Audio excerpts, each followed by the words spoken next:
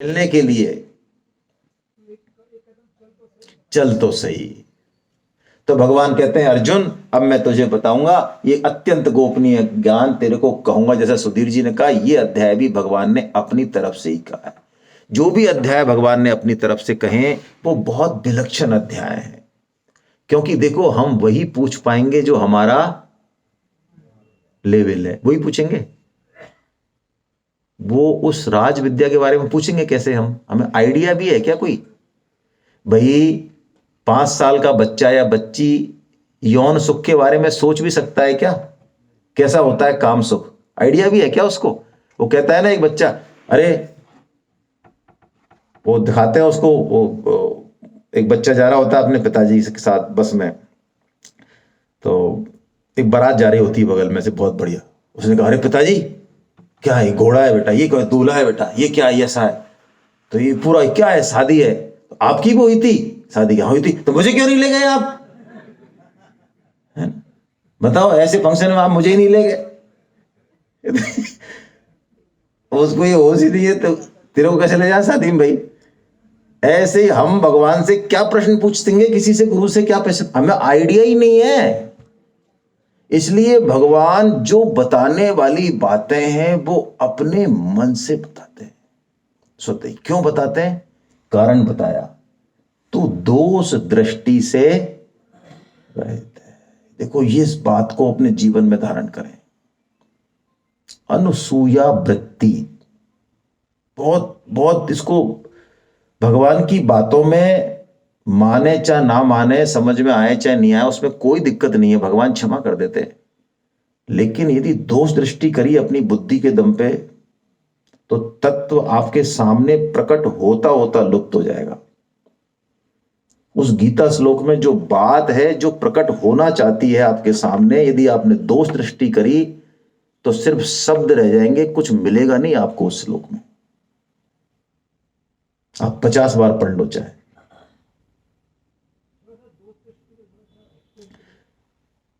भगवान कह रहे हैं देखो, तू मेरे इसको मिल जाएगा, तो क्या है भगवान जो मिल जाएगा? ऐसा क्या है उनके पास? हम यहां कम है क्या? और भगवान तीनों लोगों के स्वामी हैं, तो ऐसा क्या स्वामी है? कुछ नहीं दिखता हमको, तो अपने आप सब काम हो रहे, ये प्रकृति कर रही है। वो दोष दृष्टि बताऊंगा 16वें अध्याय में, आपको भगवान बताएंगे वहां।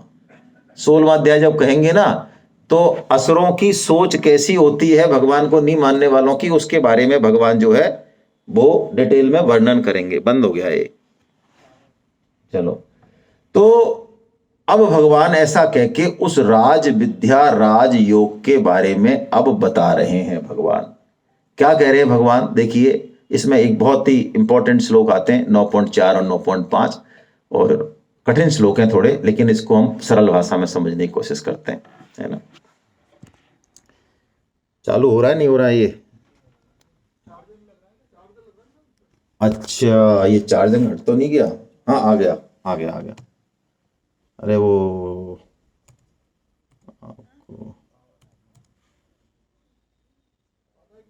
2098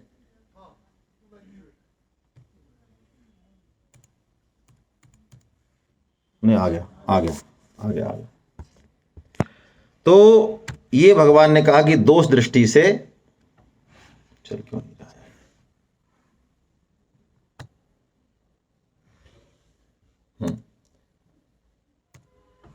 तो देखिए, अब इसमें एक तो भगवान ने राज विद्या राजयोग बताया, वो श्लोक हमने लिए नहीं, लेकिन थोड़ा सा कवर कर लेते हैं। क्या है राज विद्या राजयोग? देखिए, इस संपूर्ण संसार में भगवान है, भगवान से ये संसार प्रकट है, लेकिन ये समझ में नहीं आता। कैसे नहीं आता? जैसे ये टेबल है, ये किससे बनी है? लकड़ी से। लकड़ी किससे बनी? अल्टीमेटली बीज था लकड़ी का कोई ना कोई। तो अब मैं आपसे एक प्रश्न पूछता हूं, क्या उस बीज में टेबल है? ये पोडियम नहीं है, नहीं है ना? क्या इसमें बीज है? ये तो एक पक्ष हो गया। ऐसा घुमावदार श्लोक है ये। भगवान कहते हैं मैं संपूर्ण भूतों में हूं, और मैं संपूर्ण भूतों में, संपूर्ण भूत मेरे में है और संपूर्ण भूत मेरे में। ऐसे भगवान 4 बातें करते हैं और खुद की बात को खुद ही काट देते हैं, है ना, ऐसा। तो बहुत डिटेल मामला है वो, अभी अपन समय कारण नहीं ले रहे, लेकिन इतना ही समझ लें। तो इसमें नहीं है ना। लेकिन एक चीज बताओ, यदि बीज में टेबल कुर्सी नहीं होते, यानी बीज में वो तत्व नहीं होता लकड़ी का, तो ये बन जाता क्या? तो इस हिसाब से बीज में सब कुछ, जैसे मनी में सुधीर जी ने बताया रुपया पैसा जूता चप्पल सब कुछ है जो लेना चाहो, है तो मणि, है वो, लेकिन उसमें पावर है। ऐसे ही उस तत्व से सब कुछ बना है, लेकिन वो प्रकृति में ये जो विलक्षणता है सब कुछ क्रिएट करने की, ये भगवान से ही आती है। भगवान कहते हैं वो प्रकृति मेरी अध्यक्षता में इस संपूर्ण जगत की रचना करती है। जो लोग भगवान को नहीं मानते, प्राय पढ़े लिखे और उच्च पदों पर कार्यरत, मेरा ऐसा अनुभव है ना, जो बड़े पदों पर कार्यरत हैं, सत्ता थोड़ा सा है, तो वो भगवान को, क्योंकि उनका अहम टकराता है भाई, अभी तो वही मठाधीश है वहां पे, है ना। यदि भगवान और हो उनको फटकारने वाले तो उनकी तो दिक्कत हो गई, वही तो अहम ही तो अहम ही तो समस्या सारी। इसलिए वो भगवान वो कहते हैं नेचर इज गॉड। हाँ, नेचर अपने आप हो रहा है, सारा काम अपने आप हो रहा है। अच्छा, ये फाइल नहीं सरक सकती मेरे बिना, हाँ, ये सरकार ये नहीं चल सकती, ये तो सब, मैं नहीं हूं तो ये संपूर्ण संसार ध्वस्त हो जाए। ये चंद्रमा घूम रहे हैं और ये मिट्टी से फूल बन रहे हैं और एक से एक हमारे प्राण चल रहे हैं, ये संसार में शरीर में क्रियाएं हो रही है, ये तो अपने आप हो रही हैं इतने बड़े बड़े काम तो। लेकिन जो वो काम कर रहे हैं, वो कर रहे हैं, वो कोई नहीं कर, वो अपने आप नहीं हो रहा है, उसके लिए तो क्रेडिट गोज टू मी, वो तो मैं कर रहा हूं। लेकिन हमें कोई समस्या नहीं है। यदि नेचर को कोई मानता है तो अल्टीमेटली वो भगवान को ही मान रहा है, क्योंकि भगवान ने कह दिया मया अध्यक्षेन प्रकृति सूयते सचराचरम। और भगवान कहते हैं अर्जुन अपनी विभूतियां बता रहे हैं उस तत्व को अनुभव करने के लिए। पितामहश्च जगतो माता धाता पितामह वेद्यं पवित्रमोंकार ऋक् साम यजुरे भजे। तो बताइए भगवान दूर है क्या? आपके पिता आपके पास रहते हैं तो भगवान दूर है क्या?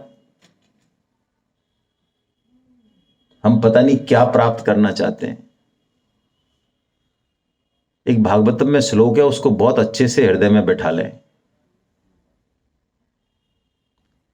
भगवान कहते हैं जो हवन कर रहे हैं, यज्ञ कर रहे हैं, मंदिर की घंटियां ठोक रहे हैं, दुनिया भर के और कर रहे हैं, स्वाध्याय सब काम कर रहे हैं, बहुत बढ़िया, अच्छी बात है, बुरी बात नहीं, करना ही चाहिए। लेकिन जो मेरे जीवित मंदिर हैं जिनमें मैं सजीव रूप में बैठा हूं, वो यदि उनकी अवहेलना कर रहे हैं तो मैं उनकी पूजा को स्वीकार नहीं करता हूं। ये मेरे वचन नहीं है, ये श्रीमद् भागवतम का श्लोक है, आपकी किताब में भी होगा। हम भक्त तो बनना चाहें, छलांग तो ऊंची लगाना चाहें, लेकिन जो हमारी ड्यूटी है वो हम नहीं करना चाहें। माता पिता सास ससुर की सेवा नहीं करना चाहे, वो तो भजन और किसी और सीढ़ी से यानी क्या प्राप्त करना चाहें, गलत। भगवान बहुत स्पष्ट कह रहे, पिता हमश्य जगतो माता धाता पितामह, मैं ही हूं। जिसका भगवत प्राप्ति उसको होगी जिसको पहली सीढ़ी यही है कि जिसको सर्वत्र भगवत दर्शन होने लग जाए। जो कोई भी दिखे उसमें उसको भगवत्ता दिखे, और भगवत्ता देखने के लिए माता पिता से बढ़िया और क्या होगा भाई, बताना जरा। जैसे भी हैं इस पे कतई इस चैप्टर को ही क्लोज करो, क्योंकि ये दृष्टि में चश्मा जो है, राग और द्वेष वाला चश्मा है ना, इसको हमारे अलावा सब में जो है कुछ न कुछ कमियां गलतियां। हाँ, वो जो फादर है ना वो ठीक थे, वो जो है ना फादर, वो होते तो वो तो फिर तो उनकी तो मैं पूरी इज्जत करता, लेकिन ये वाले जो है ना ये थोड़े गड़बड़ है। पत्नी वो तो देखो पत्नी कितनी बढ़िया है, बताओ आप, कितना ध्यान रखती हैं, कैसी हैं, कितनी मधुर। और अब हमारे साथ तो ये चोट कर दी ना भगवान ने, बताओ कैसे गड़बड़, कैसे हो गई।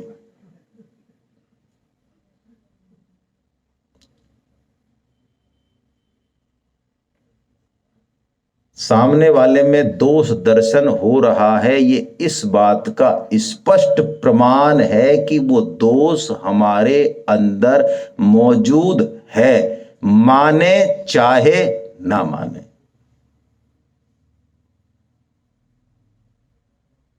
भगवान ने कहा वेद्यम पवित्र ओंकारम, ओंकार भी मैं हूं और ऋक् साम यजुरे विजय, ये सारा भगवान ने बताया। और भगवान ने बहुत प्यारी बात बताई, अर्जुन सब कुछ मैं ही हूं, सूर्य रूप से भी मैं ही तपता हूं, जल को भी मैं ही ग्रहण करता हूं, फिर वर्षा रूप से मैं ही बरसता हूं, और तो क्या कहूं, मृत्यु और अमृत भी मैं हूं, और सत और असत भी। भगवान हमको अनन्यता की तरफ ले जा रहे हैं, यानी मृत्यु में भी देखिए, आप कहेंगे मृत्यु और अमृत दोनों भगवान हैं, और सत और असत भी भगवान है। बहुत टिपिकल श्लोक है ये, आप इस किताब से इसको पढ़िएगा आज, है ना, थोड़ा समय निकाल के, मैं बहुत शॉर्ट में ले रहा हूं। देखिए, सृजन में विनाश और विनाश में सृजन अवश्यम भावी है ही। सिक्के के दो पहलू हैं इस संसार में हमेशा, सत और असत मिले हुए हैं, मात्रा में फर्क है, तत्व में फर्क नहीं है, टकसाल एक ही है, फैक्ट्री एक ही है। मुझे आप बताएं, यदि पतझड़ नहीं हो तो वसंत आ सकता है क्या? जिसने दुख नहीं देखा वो सुख का अनुभव कर सकता है क्या? गौतम बुद्ध को पता भी था क्या क्या होता है सुख? जब वो पहली बार बाहर निकले तो उनको जन्म मृत्यु जरा व्याधि के दर्शन हो, क्योंकि घोषणा कर रखी थी, पापा जी ने कहा था कि भैया 18 साल तक पकड़े रखा उनको, बच्चा हो रहा है, सब राग रंग भोग, कि जिस दिन ये देख लेगा जन्म मृत्यु जरा व्याधि में से एक भी चीज, ये उसी दिन पलटी मार देगा। ये द्वंद है, सापेक्ष है, इसमें बहुत जरूरी है जानना। इसलिए हम जो भी परिस्थिति है, प्रतिकूल परिस्थिति में भी भगवान का भक्त जो है प्रतिकार तो करता है पूरा, ऐसा नहीं है हे प्रभु मेरे को खूब दुख दे ना, दुख मांगना नहीं है, इतनी क्षमता नहीं है हमारी। कुंती माता की तो क्षमता हो सकती है, वो तो बहुत बड़ी भक्ता है ना। सश्वत दर्शनम तत्र तत्र जगत गुरु बकू कहती हैं। क्यों कहती हैं वो भी दुख क्यों मांगती हैं? क्योंकि वो कहती हैं कि दुख में मुझे आपकी स्मृति, आपका अनुस्मरण सतत बना रहता है, एक तो ये चीज। दूसरी, जब जब भी जीवन में दुख आता है मैं देखती हूं कि दुख आने के साथ हमको सार संभाल करने आप स्वयं प्रकट, तो जब आप ही आ जाओ, तो आप यदि दुख में ही आते हो प्रतिकूल परिस्थिति में, तो हे भगवान मैं चाहती हूं कि ऐसी परिस्थिति मेरे जीवन में बार बार, दुख नहीं मांग रही वो, वस्तुतः भगवान श्री कृष्ण को मांग रही हैं। तो भक्त प्रतिकूल परिस्थिति जीवन में सबके है। कल भी कुछ प्रश्न कर रहे थे साधक, तो उन प्रतिकूल परिस्थितियों में प्रतिकार तो करें शास्त्र के अनुसार, लेकिन मूल में भगवान की कृपा ही है, ऐसा विश्वास बना रहे। कोई बहुत बड़ी, कोई हमारे पाप कर्म है उसका क्षरण हो रहा है, ये बात सही है। मैं एक उदाहरण देता हूं, आप कहीं बाहर घूमने गए, मेरे साथ यही हुआ इसलिए मैं कह रहा हूं, और आपने वहां पे ऐसी गलती कर दी, कोई कहीं गाड़ी ऐसी कर दी कोई नो एंट्री में, ऐसा कि वहां पे अब गाड़ी सीज होगी, आपकी कोर्ट से छूटेगी और 25,000 रुपए लगेंगे। अब आपको कोई जो वो इंस्पेक्टर है, आप उसे कहो साहब थोड़ी चलाओ, है ना, तो वो कहे चलो ठीक है यार, अब तुम ठीक ठाक आदमी लग रहे हो भाई, तिलक छापे लग रहे हैं आपके, चलो कर देते काम। तो 500 रुपये की रसीद काट दे, आपकी चालान काट दे। तो अब ये 500 रुपये की जो चालान कटा है, ये आपके लिए प्राइज है या पेनल्टी है? प्राइज है ये। ऐसे ही भक्त के जीवन में जो दुख आते हैं ना, वो प्राइज होते हैं। वो ऐसा मानता है कि 25,000 की पेनल्टी को भगवान जो है 500 रुपये में ही। और देखो, ये पति पत्नी का जो जोड़ा होता है ना, ये मैक्सिमम पेनल्टी इसी से ही निकलती है। अब मैं जो ऐसे नहीं बोलता हूं, मैं मेरे मन से नहीं बोलता हूं, आपको बेस्ट दुनिया की वो, क्योंकि वो तो मैनेजर के मैनेजर है, वो उनसे ज्यादा कारसाज कौन होगा। बेस्ट से बेस्ट जो पति और बेस्ट से बेस्ट जो पत्नी है, वो आप इस संसार में उससे बेहतर कोई दूसरा हो नहीं सकता, हो ही नहीं सकता, हो ही नहीं सकता। तो यदि आप इस चीज को समझ लो, तो जो भी है, जैसा भी चल रहा है, उस हिसाब से वो पार जाने के लिए व्यवस्था की है आपकी, लेकिन हम तो युद्ध के लिए तैयार हो जाते। चलो कोई नहीं। अब भगवान बता रहे हैं कि जो इस अनन्यता को नहीं समझे और देव पूजन में लग जाए, यज्ञ में लग जाए, हम तो पुण्य कर्म करेंगे, हम तो फलाना करेंगे, हम तो ठीक ना करेंगे, तो वो बड़े से बड़ा पुण्य कर्म भी यदि भगवान को केंद्र में रखकर नहीं किया जाए तो वो पतनकारी ही होता है। ये भगवान आगे के 2 श्लोकों में बता रहे हैं। बहुत प्यारे श्लोक हैं ये। मैं आक्षेप तो नहीं कर रहा हूं किसी पर, लेकिन देखो हर चीज की अपनी इंपॉर्टेंस है। यज्ञ कर्म भी बहुत जरूरी है, देश समाज के लिए काम करना तो बहुत ही बहुत जरूरी है, लेकिन इन सबके मूल में भगवान केंद्र में होने ही चाहिए। नहीं कितना ही बढ़िया से बढ़िया काम हो वो पतन कराएगा। फैक्ट है ये। क्यों कराएगा पतन? कारण बताते हैं भगवान। आइए पढ़ते हैं श्लोकों को, है ना। त्रैविद्या माम सौम पापूत पापा यज्ञैरिष्ट्वा स्वर्गतिं प्रार्थयन्ते ते पुण्यमासाद्य सुरेन्द्रलोक मश्नन्ति दिव्यान् दिवि देवि भोगान् ते त्वं भुक्त्वा स्वर्गलोकं विशालं क्षीणे पुण्ये मृत्युलोकं विशन्ति एवं त्रयी धर्ममनुप्रपन्ना गतागतं काम कामा लभन्ते। जो कामना के कारण बड़े से बड़े पुण्य करते हैं वो स्वर्ग लोकों में जाते हैं और वहां स्वर्ग के भोग भोगते हैं। स्वर्ग के भोग बहुत जबरदस्त हैं, आप पढ़ेंगे तो लाट टपकने लगेगी। इसलिए स्वर्ग के भोगों को पढ़ना नहीं चाहिए, प्रणाम कर दें दूर से ही। लेकिन उन स्वर्ग के भोगों को भोगने के बाद भगवान कहते हैं वो क्षीणे पुण्य मृत्युलोकम विशन्ति। जैसे ही उनके पुण्य क्षीण होते हैं उनको मृत्यु लोक में धक्का दिया जाता है। और वो धक्का कैसा होता है? जैसे कि बढ़िया 5 स्टार होटल में से एसी में से आपको निकाल के और जैसलमेर के धोरों में छोड़ दिया जाए। हेलो कैसा लगेगा? और गतागतम काम कामा लभन्ते, वो फिर चक्कर ही मारते रहते हैं ऊपर नीचे की। क्यों मारते रहते हैं चक्कर? देखो अभी हमारे मन में जो भोगों के प्रति लालसा है ना, ये एकादशी व्रत जो हम नहीं कर पाते हैं ढंग से, क्यों नहीं कर पाते? ये लालसा। सत्संग में 40 मिनट तो हो गया काम, और क्या चलते हैं अब कीर्तन में। हाँ बहुत है, भगवान तो भाव से प्रसन्न होते हैं सर। हाँ आप समझे ही नहीं गीता का भाव ही, आप ऐसे कीर्तन ही कीर्तन कर रहे हो 2 घंटे तक। भगवान तो भाव हो तो 10 मिनट में प्रसन्न हो जाते हैं। और व्हाट्सएप पे तो 3 घंटे बाद भी खींच रहे हैं लोग बाग आपको, प्रभु उठो अब तो खाना खा लो। 3 घंटे हो गए आपको टीवी देखते हुए, व्हाट्सएप देखते हुए।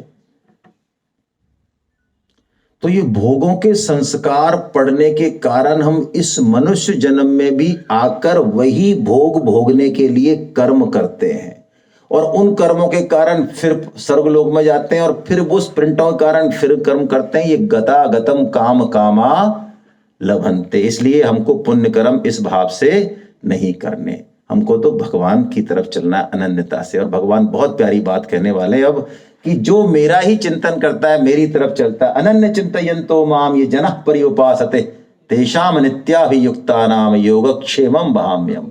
ये LIC का लोगो यहीं से लिया है। देखो भगवान ने यह शब्द कहा योगक्षेमम वहाम्यहम्। परम श्रद्धेय भाई जी महाराज ने बहुत प्यारा इसका अर्थ किया है, वहन करना। जैसे बोझा ढोने वाला नहीं होता मजदूर, वो क्या करता है? बोझा ढोता है, उसका मतलब है वहन करना। यानी जो भगवान के भक्त है ना, भगवान उनका बोझा तारते नहीं। हाँ ठीक है, इनका कर दो उद्धार भैया, मैनेजर साहब कर दो इनका, ये ठीक है, भारद्वाज साहब ठीक है ना, करो उद्धार ना। भगवान स्वयं उनका बोझा, आपको लग नहीं रहा है अर्जुन के सारथी बने? इससे लगता है ना ढोते हैं बोझा। अर्जुन के क्या बने? सारथी बने। हम अपने नौकर के बन सकते हैं? वैसे तो हम कहते हैं हमें कोई मान अपमान से फर्क नहीं पड़ता है, हम थोड़ा गीता पढ़ के बिल्कुल स्थित प्रज्ञ हो गए हैं। लेकिन नौकर आपको यदि मान लो नमस्कार नहीं करे, आप देखो नमस्कार नहीं किया इसने नालायक ने, और अगले दिन पिद्दी करे, काम पूरा कर रहा है वो, तो थोड़ा सा हमारा अहम जो है ना वो जग जाएगा। अब भगवान इस अध्याय का गुप्त बिल्कुल, बहुत ही प्यारी बात बता रहे हैं, है ना? हाँ बताइए सर। हम्म हम्म।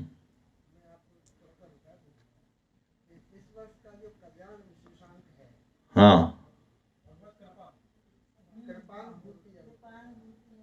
हाँ हाँ हाँ हाँ हाँ हाँ। क्या बात है, क्या बात है, मैंने पढ़ा नहीं। हाँ हाँ हाँ वो मेरे चलो मैं सुना देता हूँ आपको, मैं कट कर रहा हूँ थोड़ा सा, है ना? हाँ हाँ हाँ। चलिए आपने जिज्ञासा जगा दी, अब मुझे सुनानी पड़ेगी, बहुत बढ़िया है। चलिए मैं नए साधकों के लिए सुना देता हूँ भाई। देखो, योगक्षेमम वहां में तीन भाई थे। फैक्ट है, एक भाई क्या भगवान के भक्त है, वो गीता पढ़ रहे हैं, ये कर रहे हैं आराम से, कुछ करते धरते ज्यादा थे नहीं भैया। उनकी स्थिति इस तरह से होगी कि वो भगवान के उसमें ही लगे हुए हैं। और देखो, ऐसा पुण्य कर्मा यदि बैठा भी रहे तो घर के सारे काम अपने आप होते हैं। आप भी ये महसूस करते हैं, वृद्ध आदमी यदि फिजिकली वर्क नहीं कर पाए, लेकिन वो जो कर रहा है वो आप सब मिलके भी नहीं कर सकते। तो दोनों भाइयों ने कि तू बहुत ज्यादा वो करता है, ले संभाल, तू अलग हो जा बेटा। अब अलग होने के बाद भी उनके तो कोई फर्क नहीं पड़ा। आखिर में सब कुछ निमट गया जब पत्नी ने कहा 3 दिन से भूखे कर क्या रहे हो, बच्चे भी भूखे चिल्ला रहे हैं, तुम लगे हो क्या इसमें, लगे रहोगे क्या भगवान में ही? उस समय वो इस श्लोक को पढ़ रहे थे, अनन्य चिंतयन्तो माम ये जनः पर्युपासते। तो उन्होंने कहा, अरे भगवान ने कहा है मैं वहन करता हूं योग और क्षेम। क्षेम मतलब जो है उसकी कुशलता से रक्षा करता हूं, और जो नहीं है उसको देता हूं। तो ये हालत मेरे घर में। आया कोई विचार, भगवान लीला करवाते हैं। वो चपड़ी उठाई शाही की, वो कलम, और उन्होंने वो योगक्षेम वाली लाइन पे फेर दी, और गुस्सा होके चले गए अनमने मन से। गुस्सा क्या, अनमने मन से बाहर। अब बाहर जाके उनको कौन गांटे? कभी जिंदगी में कभी काम किया हो तो कोई गांटे? कोई ऐसे निकट्टू आदमी कौन गांटे? डोलते रहे बाजार में, कहीं कुछ नहीं मिला। आए लुटपिट के। अब भगवान तो जैसे ही वो चले, एक बहुत सुंदर बालक का रूप धारण करके आए, बैलगाड़ी लेके, उसमें घी मक्खन दाल चावल गेहूं ये वो बढ़िया बढ़िया, और उतारने लगे भगवान पीठ पे सामान। अब उनकी पत्नी ने देखा, अरे घी, पीपा, बोरी, ये वो। उन्होंने कहा, अरे अरे, कह रहे नहीं, ये सेठ जी ने भिजवाया। कौन सेठ जी? अरे आपके पति देव है ना, उनकी नौकरी लग गई हमारे यहाँ सेठ जी के, तो सेठ जी ने राशन भिजवाया। कि नहीं नहीं ऐसे नहीं, हम नहीं लेते। अरे आपको विश्वास नहीं है? ऐसे करके वो सारा जो है राशन उतार के, जब पत्नी ने उनको चेहरे पे देखा तो इतना सुंदर चेहरा, लेकिन चेहरे पे यहाँ पे उनके जो है खून की वो जो चपड़ी पड़ी हुई थी नीले रंग की, खून की एक धारा हो जाती है ना ऐसे। तो उन्होंने कहा, अरे बेटे ये तुम्हारे चेहरे पे क्या है? ये नहीं, ये तो ऐसी किसी भक्त ने जो है। जब आए वो, उन्होंने देखा, रोने लग गए वो, कि तुम कितनी महान हो, तुमने साक्षात आज मेरे प्रभु के दर्शन किए। ये वो अक्षमा बहाम्यम, ये यथा माम प्रपद्यंती। यदि ऐसा किसी का विश्वास है तो भगवान उसके लिए खड़े ही हैं। यदि हमारे मन में चूक है कहीं, फिर दिक्कत है। और ये से भगवान बहुत कैसे प्रसन्न होते हैं, कितनी सरलता से भक्ति योग को स्वामी जी ने सर्वगुह्यतम कहा, क्योंकि इसकी बुद्धि से इसको समझा नहीं जा सकता। भगवान जो यहाँ पे कहने वाले हैं ना, या कह रहे हैं, ये कैलकुलेशन नहीं है मैथमेटिक्स की। और हमारी आदतें कैलकुलेशन करने की पड़ी हुई है, लेकिन तत्व इस कैलकुलेशन से ऊपर है भाई। ये कोई चार्टेड अकाउंटेंट की कैलकुलेशन में आने वाला नहीं है भाई, ये तत्व है हमारे जैसे मैथमेटिक्स के होशियारों के आने वाला नहीं है। जिंदगी में ना रखा करो नफे और नुकसान का हिसाब, जिंदगी की पाठशाला में गणित कमजोर हो तो ही अच्छा है। इतना हिसाब रखते हैं हम, तुझको हमने शादी में इतना दिया, तुझको हमने बुलाया, तेरे को इतने के लिफाफा दिया, बंटवारा हुआ जब तेरा घर ही हमने बनवाया, फलाने को ढीकना किया फेंकना किया। वैसे तो कहते हैं हमको कुछ याद नहीं रहता, हम भूल जाते हैं, लेकिन इस खोपड़ी में पीछे वाली में 30-40 साल तक की डायरी में भी कोई किसी को 5 रुपए भी दिए हो ना, वो भी लिखे हुए हैं। हाँ, हार्ड डिस्क में अंकित है। और कहते हैं कुछ नहीं, हमारा कुछ नहीं, हमने क्या दिया है। वो कहता हाँ आपने 1 रुपए दिया, लेकिन बहुत नहीं, एक नहीं है मिस्टर, 5 दिए थे, 5। कैसे ऐसे भगवान कैसे द्रवित होते हैं। भगवान कहते हैं कोई मुश्किल नहीं है। बहुत प्यारी बात, पत्रम पुष्पम फलम तोयम यो मे भक्त्या प्रयच्छति तदहम भक्ति उपहृत मश्नामि प्रयतात्मना। कैसी बात है भगवान की, वाह। पत्रम पुष्पम फलम तोयम, पत्र ही अर्पित कर दे। पत्र भी नहीं मिले तो पुष्प कर दे। अरे पुष्प नहीं है तो फल ही ला दे कोई। अरे फल भी नहीं है तो जल चढ़ा दे। हैं, भगवान को याद करके, भगवान की बात का स्मरण करके यदि किसी भक्त के हृदय से आंखों से अश्रु आ जाएं, आप मान लेना बहुत बड़ी कृपा है, बहुत बड़ी कृपा है भगवान की, बहुत बड़ी कृपा है। स्वामी जी एक बहुत रहस्य की बात बताते हैं, ये चारों ही चीज जल से उत्पन्न है, और भगवान हमारे अहम को गला के ये अश्रु रूपी जल ही चाहते हैं। कुछ क्या कमी है उनके पास। पत्र चाहेंगे वो, क्या चाहेंगे वो हमसे, देंगे क्या हम उनको। पत्रम पुष्पम, और कैसे है भगवान, कैसे तड़प रहे। वो कहते हैं अर्जुन मैं स्वीकार ही नहीं करता ऐसी भेंट को, मैं उसको खा लेता हूं। निर्गुनिया कहते हैं भगवान कुछ नहीं खाते हैं, भगवान कहते हैं मैं खा लेता हूं। वो तैयारी बैठे खाने के लिए, कोई खिलाने वाला तो चाहिए। भगवान जब जा रहे हैं मथुरा, माता यशोदा रात भर सोती नहीं है, हाथ फिराती हैं शीश पर भगवान के कर कमलों पे, और रोक भी नहीं पाती हैं अपने आप को, और कहती हैं मेरा लल्ला तू कल चला जाएगा, लेकिन मैं तुझे रोकूंगी नहीं, क्योंकि तू जो करने आया है वो करेगा। यशोदा कहते हैं संत, जो यश दे सबको वो यशोदा। दौड़ती हैं रथ के पीछे मां यशोदा भगवान जब जाते हैं, और कहती हैं भगवान से बेटा मैंने तुझसे एक बात छुपाई, वो आज मैं कहना चाहती हूं। एक तो वो कहती है कि मैंने तुझे उखल से बांधा, क्योंकि भगवान यशोदा ने कभी ठाकुर जी को कभी बांधा नहीं, पीटा नहीं, लेकिन उखल बंधन में ठाकुर जी ने लीला की, बड़ा दुख है उनको। वो कहते हैं एक तो मैंने तुम्हें उखल से बांधा, और दूसरा तू मेरा बेटा नहीं है, तू देवकी का बेटा है। ठाकुर जी रुकते हैं रथ रोक के और कहते हैं मां मैं तेरा ही बेटा हूं और तेरा ही रहूंगा, ये पूरी दुनिया से मैं ठोक के कहने वाला हूं, और ये बात जो तू कह रही है ये ठीक नहीं है, मैं तेरा ही बेटा हूं। ऐसे ठाकुर जी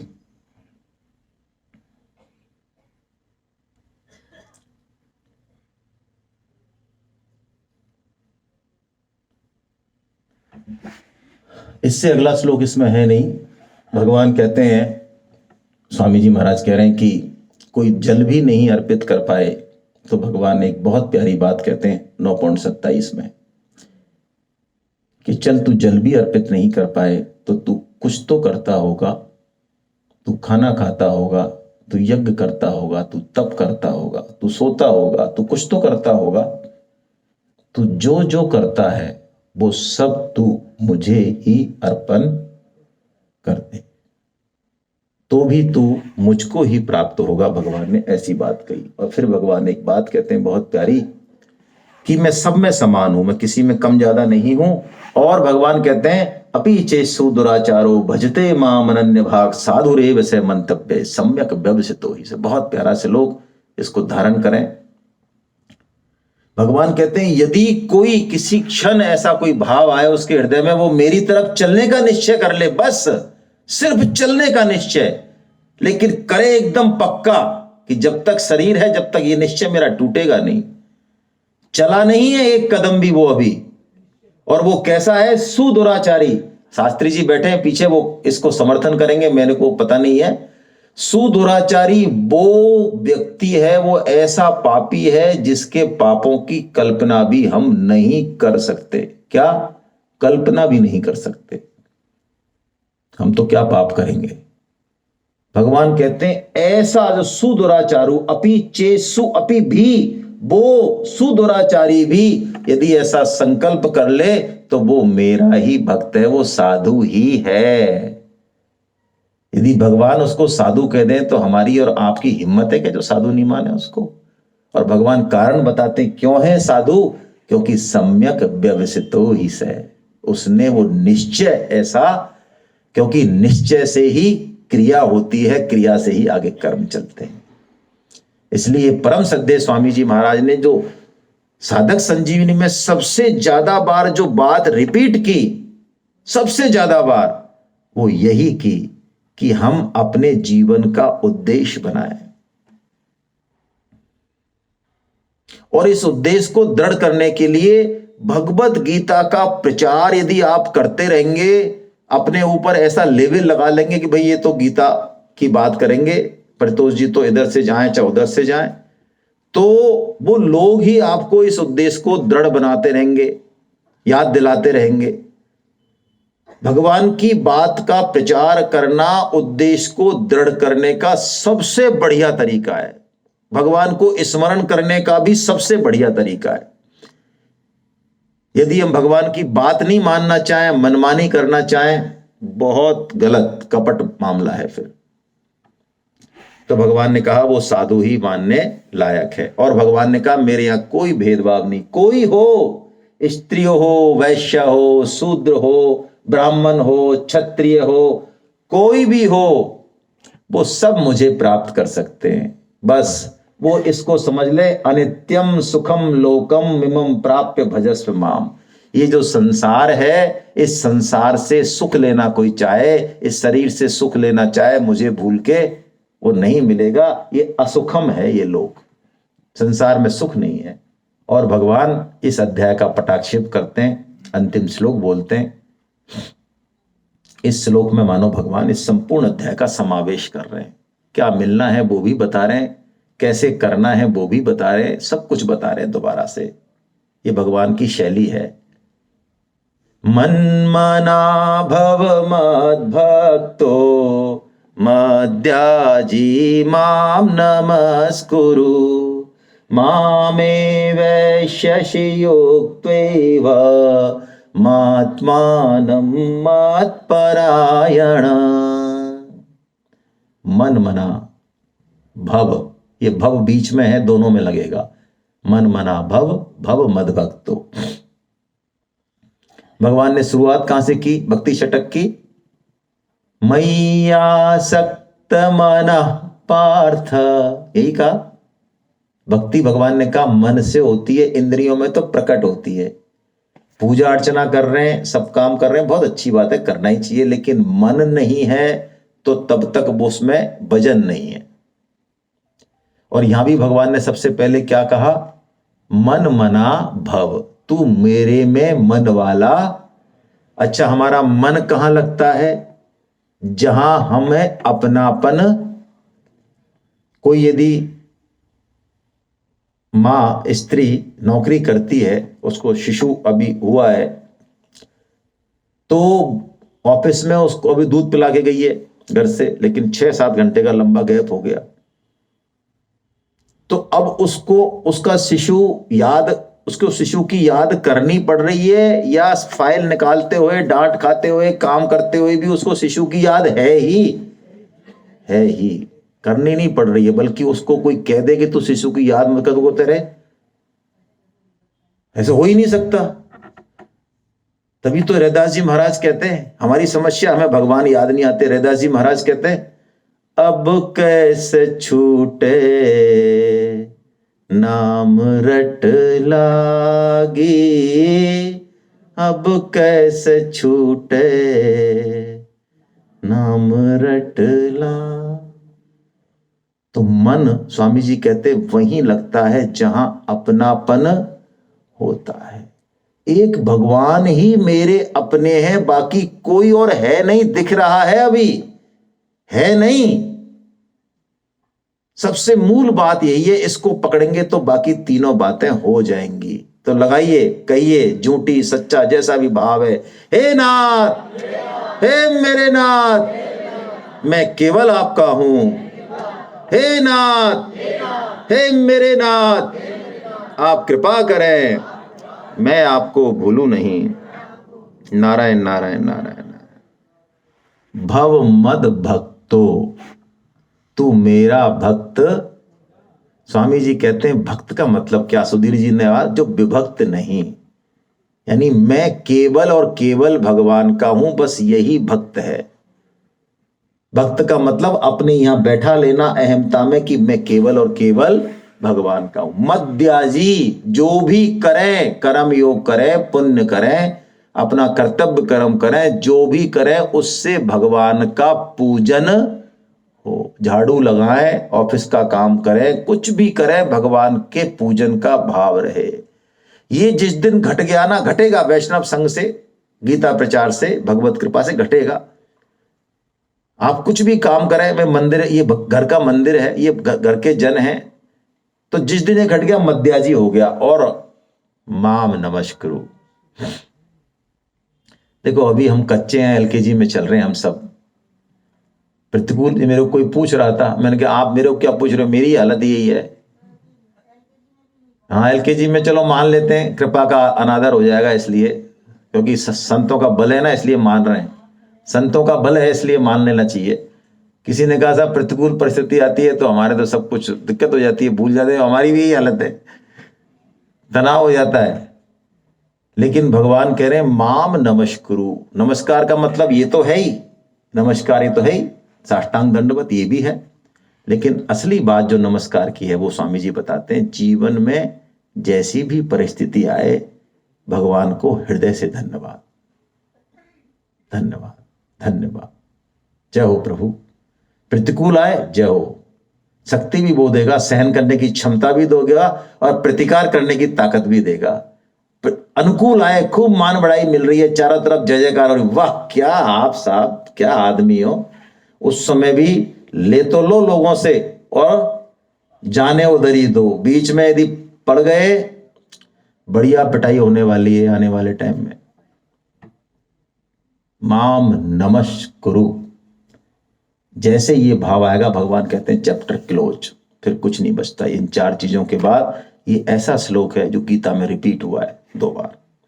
हरे कृष्णा, हरे कृष्णा। आपके मन में कोई प्रश्न हो तो हम कर सकते हैं 5-7 मिनट में।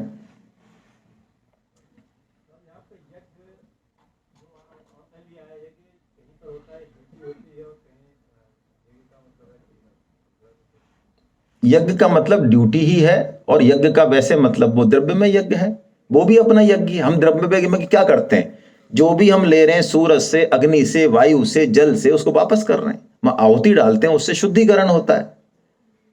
तो गीता का यज्ञ कर्तव्य कर्म को अच्छे तरीके से करना है, निष्काम भाव से, ये अपना यज्ञ हो रहा है। इसका मतलब उसकी बुराई नहीं करना, अब अपन इधर अति पे चले जाते हैं। यही तो समस्या है। जैसे गीता समझ में आई, अब हम आर्य समाजों के पीछे पड़ जाते हैं, वो आर्य समाजी हमारे पीछे पड़ जाते हैं। ये घर में जो फूट है ना, यही तो बीमारी है। वो क्या बुराई है उसमें? अब हम ऐसा भी सुना, अरे तुम लोग जो है ये क्या फूंकते रहते हो देसी घी, इसके बजाय तो जो है इसको गरीबों को तो तू ही दे देना, गरीबों को तू ही चला जा गरीबों के पास। भाई इससे भी वातावरण शुद्ध होता है। आज आप नहाते धोते हैं तो हमारा मन शुद्ध होता है, नहीं होता है? ये पश्चिमी बंगाल में ज्योति बसु जी, मैं आपको समय के कारण नहीं बताऊं, ज्योति बसु जी जब सीएम थे तो वहां पर रोक लगा दी इन मार्क्सवादियों ने यज्ञ पे। तो वहां पे करपात्री जी महाराज थे, उन्होंने कहा मिस्टर कि क्यों बंद करते हो, कि साहब इससे धुआं होगा, प्रदूषण होगा। तो उन्होंने कहा ये कलकत्ता में इतना प्रदूषण है, आपकी क्या मशीन है चेक करने की, आप प्रदूषण का लेवल चेक कीजिए, और हम अब यज्ञ करते हैं, उसके बाद आप फिर चेक कीजिए 6 घंटे 3 घंटे बाद। दंग रह गए वो लोग। 1 ग्राम घी से 1 मन ऑक्सीजन बनती है O2 यज्ञ से। जब उन्होंने देखा ना कि वहां पे यज्ञ हुआ, वहां पे जब लगाया वो ऑक्सीमीटर, तो दंग रह गए वो। तो अब हम क्यों बुराई करें किसी की? भगवान ने, वो भी यज्ञ है और निष्काम भाव से भी यज्ञ है ना। चलिए, अधियज्ञ तो भगवान स्वयं है। यज्ञ का मतलब यज्ञो वै विष्णु, ऐसा शास्त्रों में आया है ना। यज्ञ में यदि भगवान की प्रधानता नहीं है तो वो यज्ञ कहां हुआ? दक्ष ने कितना बड़ा यज्ञ किया, आपने चर्चा की है ना। उसमें खुद मंत्र ऋषि बैठे हैं, उसमें ऋषि बैठे हैं, देवता बैठे हैं। ऐसे नहीं हमारी तरह की आएंगे, वो बैठे हैं वहां पे, है ना।